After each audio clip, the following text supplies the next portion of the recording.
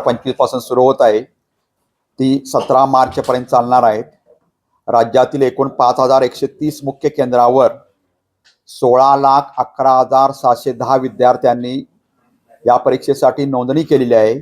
त्यामध्ये 8,64,120 मुले आहेत, तर 7,47,471 मुले आहेत व 19 ट्रान्सजेंडर विद्यार्थ्यांची नोंदणी झालेली आहे। हे सर्व विद्यार्थी उद्यापासून 10वीच्या परीक्षेला प्रविष्ट होतील। उद्या 10वीचा पहिला पेपर मराठी आहे, त्यामुळे इंग्रजी माध्यमाचे जे काही विद्यार्थी आहेत त्यांना कदाचित तो असेल किंवा नसेल, कारण आता या वर्षीपासून आपण 10वी सर्व 12वीपर्यंत मराठी कंपल्सरी केलेलं आहे। त्यामुळं आणखी पुढच्या वर्षीपासून 10वीला, ज्या वर्षी 10वीला किंवा 12वीला मराठी त्यावेळी ते लागू राहील आणि त्यामुळं ही परीक्षा विद्यार्थ्यांनी चांगल्या पद्धतीनं देणे अपेक्षित आहे। परीक्षेसाठी जय्यत तयारी राज्य मंडळ, राज्य शासन, सर्व जिल्हा प्रशासनाने केलेली आहे।